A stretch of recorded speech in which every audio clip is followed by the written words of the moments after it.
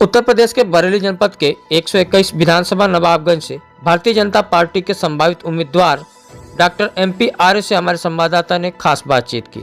बातचीत के दौरान डॉक्टर MP आर्य ने कहा कि वह क्षेत्र के लोगों के हर सुख दुख में उनके साथ रहते हैं, इसलिए क्षेत्र की जनता का प्रेम उन्हें मिल रहा है और क्षेत्र की जनता उनके साथ है।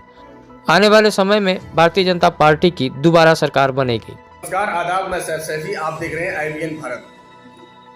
आज हमारे साथ मौजूद हैं आर्य हॉस्पिटल के ऑनर और 121 विधानसभा नवाबगंज से भारतीय जनता पार्टी के संभावित उम्मीदवार डॉक्टर MP आर्य साहब। आइए हम जानते हैं इनकी चुनावी तैयारी के बारे में, क्योंकि 2022 विधानसभा चुनाव की सरगर्मियां तेज हो चुकी हैं कि किस तरह की तैयारी कर रहे हैं, इनसे हम बात करते हैं। डॉक्टर साहब, आपका बहुत बहुत स्वागत है IBN भारत में। धन्यवाद, आपका बहुत बहुत धन्यवाद।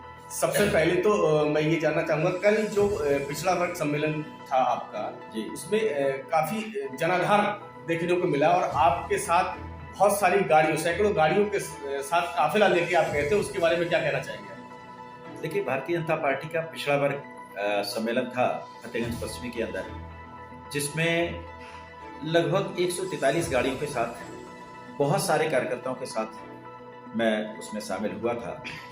पार्टी के ये कार्यक्रम इस तरह के सम्मेलन चलते रहते हैं, जिसमें के कार्यकर्ता जब जाते हैं तो मैं अपने कार्यकर्ताओं को साथ क्योंकि काफिले के साथ वहाँ पे अपना अपना जनाधार दिखाया, आपने भी बहुत सारी सैकड़ों गाड़ियों के साथ अपना वहाँ पे जनाधार दिखाया, तो उसको देखते हुए टिकट को क्या लगता है, किस तरह से टिकट का बंटवारा होता है? देखिए, ये टिकट की दौड़ नहीं है, ये तो सब कार्यकर्ता भारतीय जनता पार्टी के उस सम्मेलन में शामिल होने के लिए गए थे।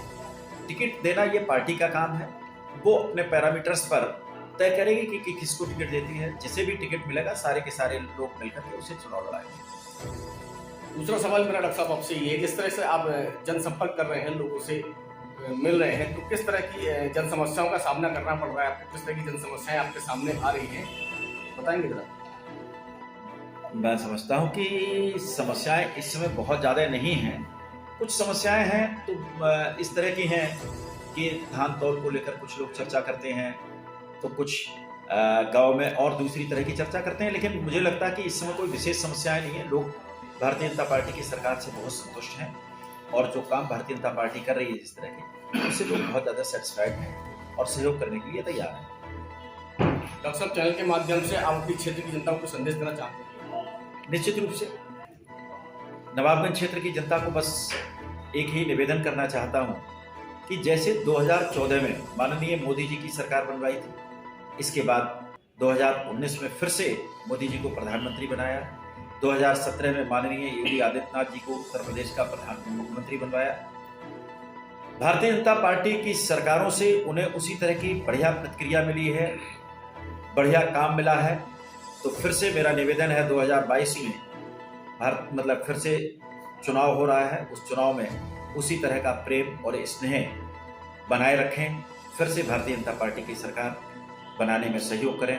नवाबगंज से विधायक भारतीय जनता पार्टी का। बरेली में कुछ संदेश देंगे आप?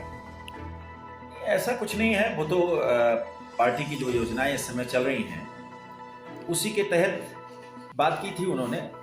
कोई विशेष संदेश नहीं, सिर्फ इतना है कि भारतीय जनता पार्टी की योजनाएं लोगों तक पहुंचाएं, ऐसा कार्यकर्ताओं को उन्होंने संबोधित किया।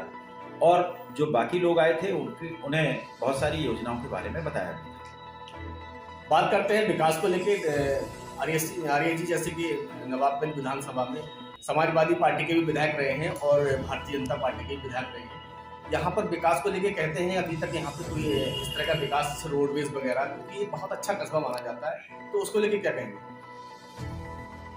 देखिए, विकास की अगर मैं बात करूं तो पिछले 60-70 साल में जितना काम नवाबगंज विधानसभा के अंदर नहीं हुआ, उससे कहीं ज़्यादा काम पिछले 5 सालों में इस विधानसभा में हुआ है।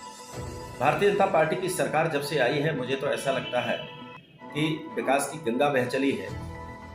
उदाहरण के लिए बहुत सारे काम मैं गिनाता हूँ, जिनमें से एक नवाबगंज से लेकर के बरखेड़ा के लिए 7 मीटर चौड़ा रोड बना है, एक मेथी से क्योरडिया के लिए 7 मीटर चौड़ा रोड बना है, और इसके अलावा बहुत सारे रोड बने, जिनमें से हाफिजगंज से लेकर के जादवपुर का एक रोड प्रधानमंत्री ग्रामीण रोड योजना के अंतर्गत बना था। अब वो रोड फिर से चौड़ीकरण हो रहा है उसका।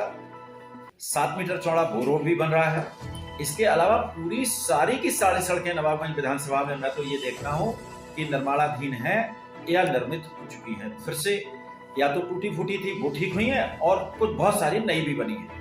पुल पुलियां अगर मैं बात करूं तो दोहा जैसी नदी पर, जिसपे कि सैकड़ों करोड़ रुपए खर्च होते हैं एक पुल पर, ऐसे 2 पुल नवाबगंज के अंदर बने।